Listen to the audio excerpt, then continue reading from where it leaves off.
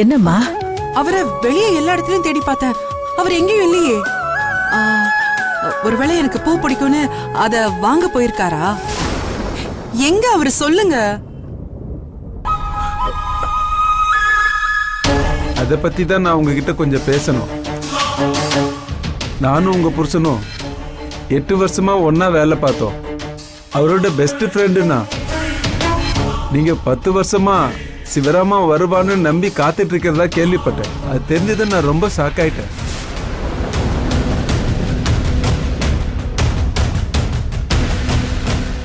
ஆமா, அவரு வருவாருன்னு என்கிட்ட சொல்லிட்டு தான் போனாரு.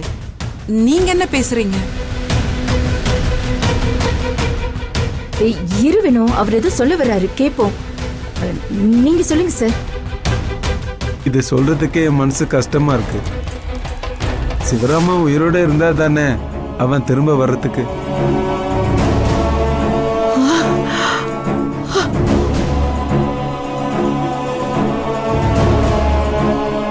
சிவராமன் ஆக்சிடென்ட் ஆனதா சொன்ன ஜீப்ல கூட இருந்தது நான் தான். ஐயோ,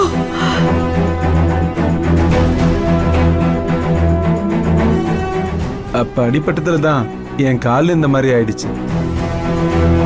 அவர் அந்த விபத்துல இறந்துட்டாருமா.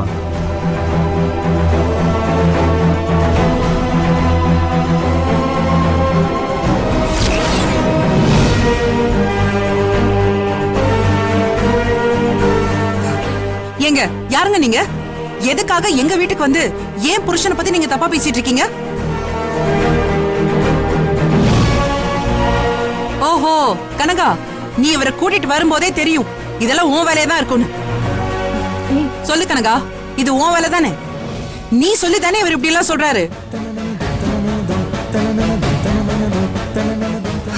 புருஷ செத்துட்டாரு நான் நம்பினாதா நீ சொல்ற சடங்கெல்லாம் பண்ணுவேன்?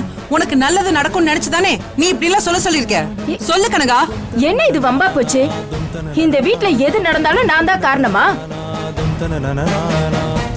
இவர் முதல்ல யாருன்னு எனக்கு தெரியாது.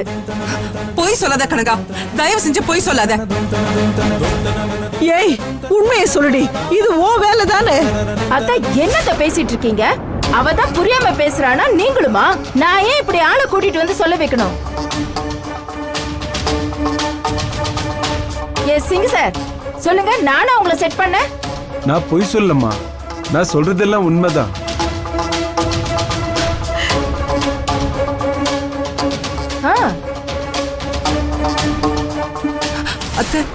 இதுதான் என்னுடைய மிலிட்டரி ஐடி.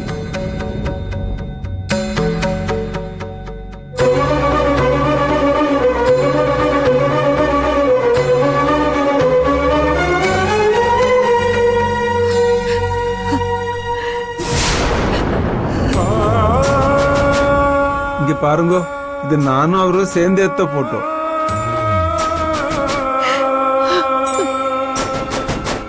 டூ 2012 காஷ்மீர்ல எடுத்தது.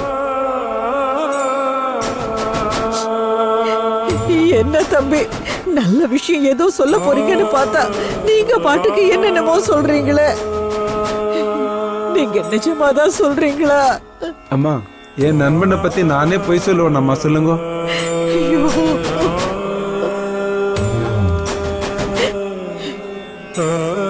தாய் நாட்டுக்காக போர்ல பல உயிர்களை காப்பாத்தின உங்க மகன் கடைசியா காப்பாத்தினது என்னோட உயிரை தான். நான் இப்ப உங்க முன்னாடி இருக்கேன்னா அதுக்கு காரணம் அவர் தான். விபத்து நடந்த அன்னைக்கு நானும் சிவராமனும் உங்களை பார்க்கறதுக்காக பிளைட்ல ஏறதுக்கு ஜீப்ல வந்தோம். அப்ப மலையில ஜீப்பு ஸ்கிட் ஆகி ஒரு ஆழமான பள்ளத்தாக்குல விழுந்துச்சு.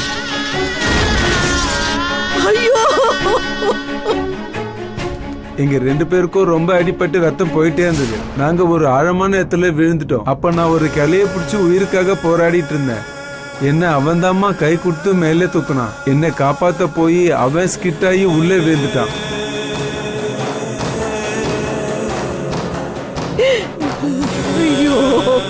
திரும்ப அவனை காப்பாத்துறதுக்காக அவன் கைய நான் பிடிக்கிறப்போ என் கண் முன்னாடியே கை நழுவி அவன் விழுந்துட்டாம்மா.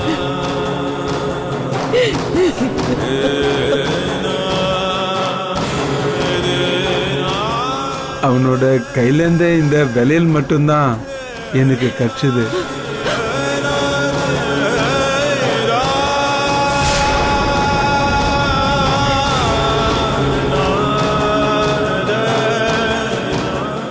அவன் இத அடிக்கடி என்கிட்ட காட்டி சொல்லிக்கிட்டே இருப்பான். இது என்னோட மனைவியோட வலையில், இது காப்புன்னு சொல்லுவான். இதுதான் என்ன காப்பாத்தும், இது என்னைக்கும் அவன் நினைவா என்கிட்ட இருக்கும்னு சொல்லுவான்.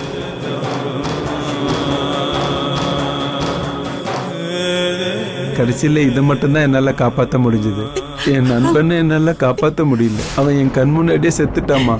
இந்தாங்கோ. ஐயையோ.